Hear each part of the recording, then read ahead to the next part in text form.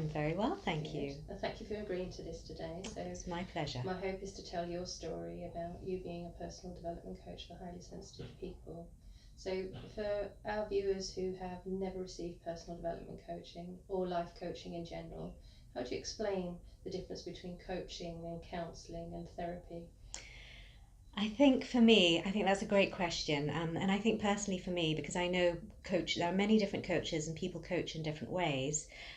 The difference I think for me is that I will sort of try and co-create a transformation with my clients. So they come with whatever it is that they want to achieve or that's troubling them. We'll work together. We might look a little bit about what might be stopping them in terms of limiting beliefs and their thought patterns. But I don't tend to dwell very much on, what happened in the past, much as perhaps counselors or therapists might do. Although I do a little bit of that, especially with my NLP. We do some sort of timeline therapy and looking at what happened and resolving things, but I don't spend a lot of time there. It's more about looking at what they're believing, what thoughts they are thinking, what's going on for them now that is preventing them from what it is they want to achieve. So for me, I really believe in terms of creating transformations. I help my clients really shift the way they're thinking, the way they're seeing things, so that their reality and their lives actually transform and shift. Mm-hmm.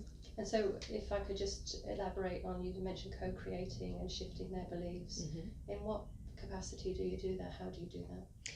So my background is in neurolinguistic programming, and I do have a degree in psychology as well. But I tend to use very much the tools that I've picked up, along the way. I've been coaching now for quite a few years, and so I use the NLP tools, the neurolinguistic programming tools that we have, which are very powerful in terms of uncovering any limiting beliefs that you have. And I think, especially for highly sensitive people, when they come to me later on in life, perhaps like me, they've never known that they've been highly sensitive, they actually come with quite a bit of baggage. They come with a lot of programming that, they might have been told all their lives, why are you being so sensitive? Why are you being oversensitive? Which is my pet peeve. And so they've been told quite negative things throughout their lives, which then become sort of negative thinking and so negative beliefs. So they might come with the belief that I'm not good enough, I'm not like everybody else, why can't I do X, Y, and Z the way other people do? And so it's about really noticing what they're saying in terms of their language and uncovering what it is that they're believing behind what it is they're saying to themselves. Okay, so that's really interesting because you specify highly sensitive women. Mm-hmm. So for those of us who don't know in great detail what high sensitivity is, how would you explain that trait? So high sensitivity is a naturally occurring temperament trait. So it's just like being quick-tempered or having a very sunny disposition. It affects 1 in 5 of us, and it just means our brains are wired differently and we have highly responsive nervous systems. So there are 4 key characteristics which define a highly sensitive person, and they go by the acronym DOES. So D stands for depth of processing. So highly sensitive people tend to think very deeply, and they're thinking about what happened in the past, what's going to happen in the future. So there's a lot going on in their heads most of the time, which can lead to the O, which is overstimulation and overwhelm. Sometimes I feel personally my head is so full of stuff, it's like a volcano about to erupt. I hear you. Yeah. And so the E stands for 2 things. E stands for empathy. So when the highly sensitive person isn't in overwhelm, they have the capacity to be incredibly empathic and pick up on what other people are thinking and feeling. And the E also stands for emotional intensity, where they genuinely feel things more than others. So this, I think, is related to our highly responsive nervous systems. So we genuinely feel things more. So in a positive sense, I like to say I believe highly sensitive people see pieces of art or listen to bits of poetry or music in amazing detail, and we're picking up on all the nuances, whereas a person who isn't highly sensitive probably just listens and goes, okay, that's a nice piece of music, or that's a nice poem. And in terms of the negative side, I personally don't like watching the news late at night because it really affects me and I really feel sad about some of the stories, and I know then I'll go to bed thinking about it the whole night. So I try and avoid things like watching the news late at night. So that's the emotional intensity. And S stands for sensitive to subtleties, which just means that highly sensitive people notice small things that others miss. So it could be anything from scratchy labels in your clothing to the lighting levels to noise.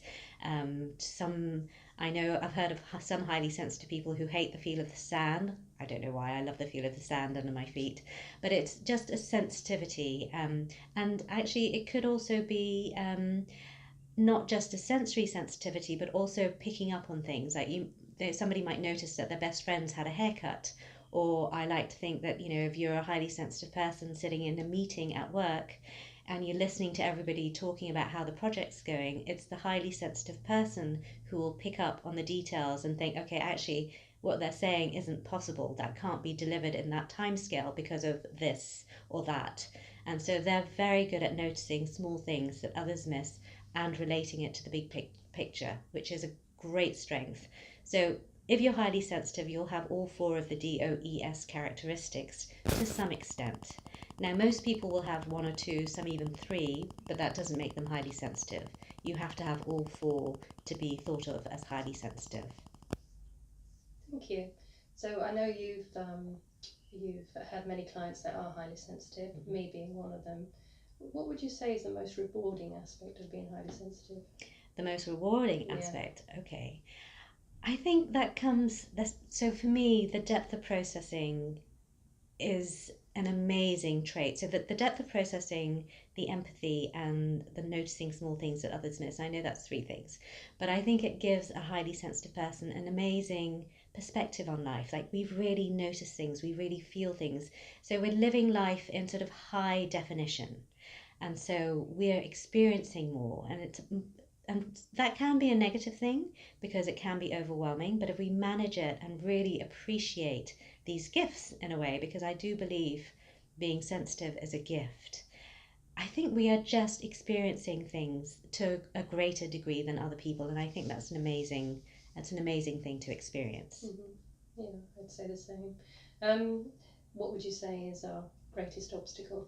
I think that's going to have to be the overwhelm, for me, where things just get too much sometimes. And if you're not putting yourself first and you're not practicing self-care, which is so crucial for highly sensitive people, then things can start to break down and everything becomes too much and you just want to crawl into a corner and put the duvet over your head and go, I'm not getting out of bed today. But I think it is, overwhelm is definitely one of the biggest challenges that we have. I definitely agree with that one as well. So we know that you're a personal development coach for highly sensitive women. So what makes you so passionate about coaching women? Well, obviously, I'm a highly sensitive woman myself, so I'm kind of helping the women in the way that I've helped myself. So I kind of think I'm an expert in coaching highly sensitive women because I am a highly sensitive woman. But having said that, I have also coached highly sensitive men, so I wouldn't turn any highly sensitive men away. And interestingly as well, I used to think that, I'd kind of coach women who are sort of round about my age group. But recently I've been coming across younger women, sort of teenage girls who are about 19, 20. And I think actually that's a great place and a great time to offer coaching because if they're highly sensitive, they'll know probably that they're highly sensitive because they'll be experiencing things that will have come to a head for them, but they won't have accumulated all the baggage throughout the years, much as I probably had by the time I found out I was highly sensitive. And so it's about helping them and giving them the tools and strategies to cope with their sensitive nature at a point where they can really use it, and before they sort of create lots of problem patterns in their lives. That's really interesting that you mentioned the younger age group because I, like you, was in my fourth decade before I started actually realising anything about high sensitivity, and then of course I gorged on books like you did. So do you think that perhaps more self-awareness, or there's more awareness out of there, and where do you think that's coming from? I think it's coming from people like you and me, and sort of more of us recognising, as you said, it took a long time for us to realise we were highly sensitive, but it made such a big difference to our lives when we did recognise it.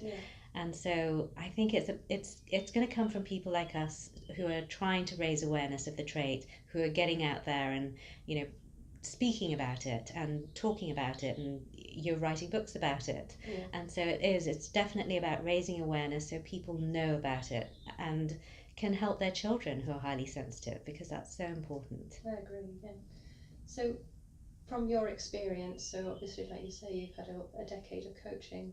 What's the most noticeable change you'll see within your clients on journey to self-awareness and towards their aspirations? So obviously, from my perspective, I remember coming to you as probably I'd say a shell of myself, um, not really knowing which way to turn. I'd boxed myself in.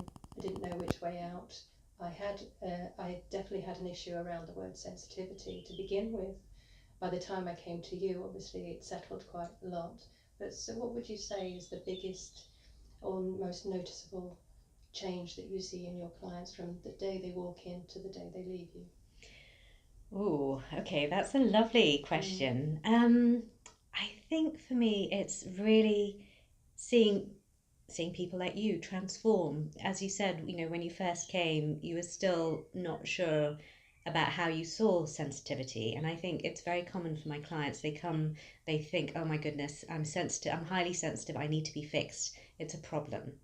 And so for me, the beautiful transformation is the recognition that it's a gift, that it's not a curse, that it doesn't need to be fixed, that if you just learn to live in a way that honors your highly sensitive nature, and you manage your energy and you manage your environments, then being sensitive, that's when it really unlocks and you can enjoy all the amazing things that you can experience as a highly sensitive person.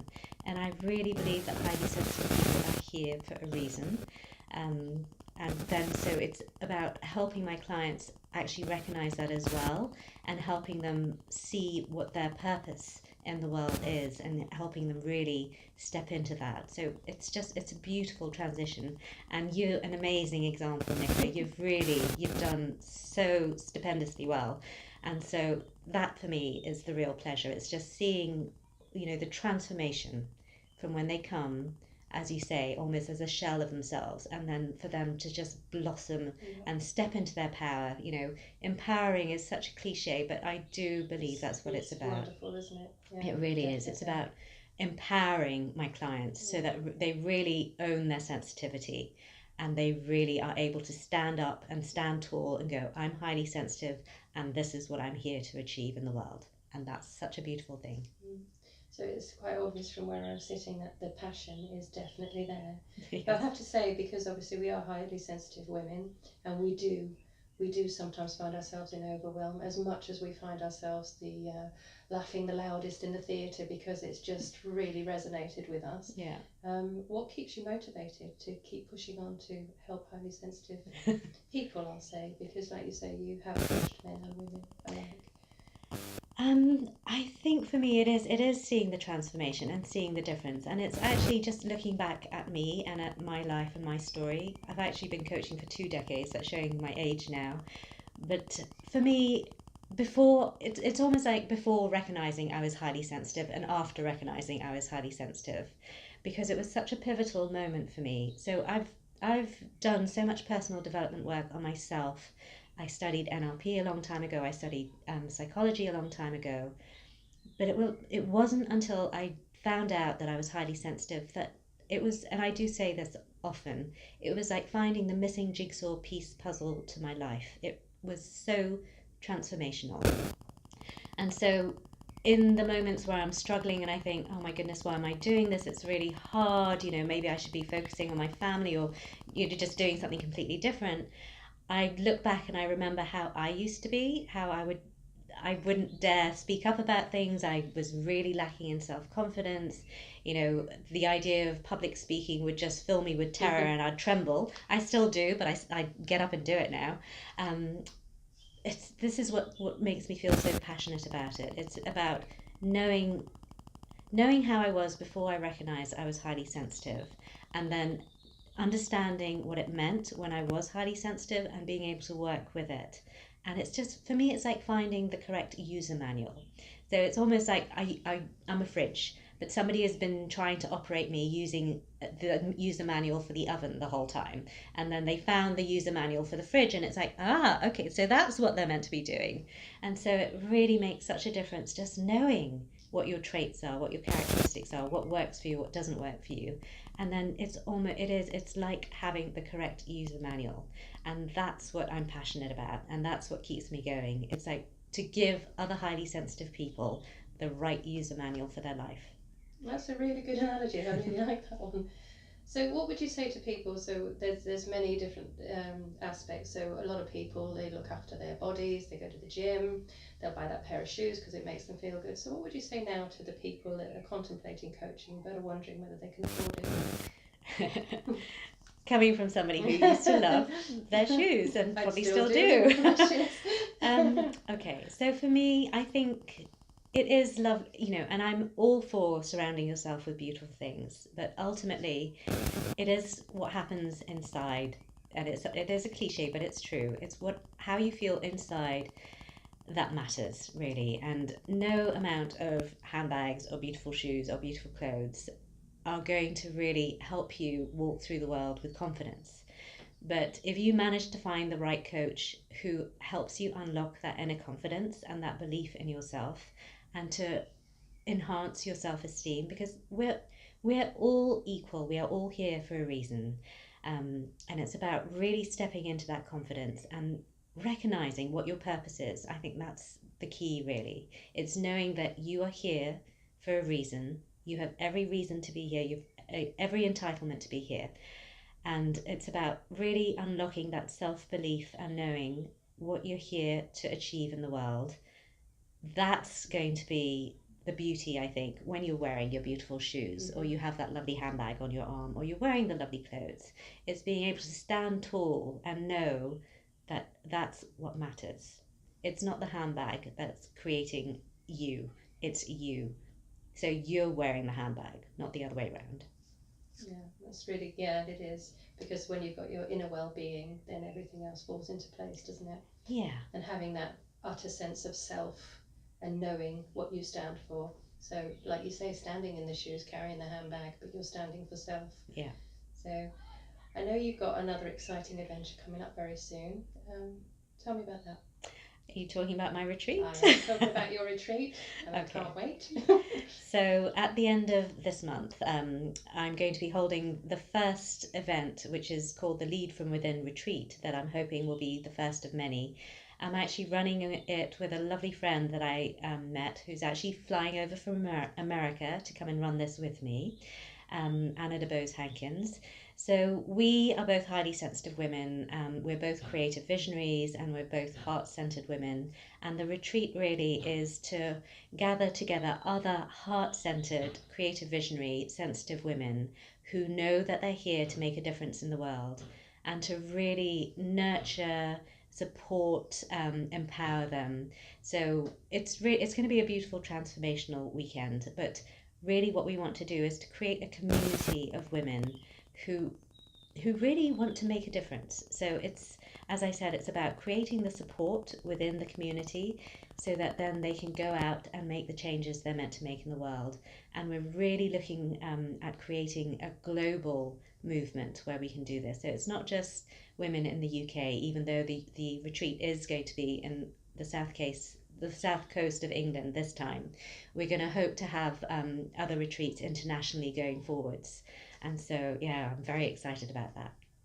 And do you still have spaces? Can people still sign up? We do still have spaces. It's going to be running from the 25th to the 28th of April, so very, very soon. But if you're keen to come along, we can offer places just for the day. It's actually a 3-night retreat, but if you can't commit to the whole 3 nights, 4 days, we are opening up sort of one night or one day, so if you want to come, I'm sure there'll be details somewhere along with the video. Please do contact us, and we'll try and fit you in. Okay. And how would they best contact you, Nina? I think the best way is to email me on info@ninakoo.com, or if it's specifically about the retreat @ninakoo.com, and I'll make sure that we'll put the links there as well. So That's quite an eclectic mix of things that you do. So, what are your future aspirations for your practice, for your retreats, for anything else that you have in mind? So Anna, who I'm running the retreat with, and I are going to be setting up a consultancy called Conscious Influencer, and it's to support these creative, visionary, heart-centered female leaders. Although we might open it up to males as well, but we're really conscious that the world needs strong, heart centered leaders to make some changes. And it's about really empowering these leaders, especially if they're women, because I think women need to have more presence in roles of leadership. And so it's to really offer the support and the tools and the strategies and the nurturing and the community for women to be able to do this. So that's one of the things I've got coming up. I'm also creating an online program for the model that I use when I coach my clients, and actually which I use myself personally. It's called the ABC of High Sensitivity, and so hopefully there'll be an online program on that coming out soon. And I've also got a few other ideas in the pipeline, so stay tuned. Thank you. Thank you very much for your time, Nina. Thank you. It's been a pleasure, Nicola. And can we just remind the viewers how they can get hold of you? Yep, so if you're just interested in having a chat with me or about my coaching, info at ninakhoo.com, or if you're interested in coming on our retreat, the Lead From Within retreat, it's going to be retreat at ninakhoo.com, and we'd love to hear from you. Fantastic. Thank you very much. Thank you. All right, take care.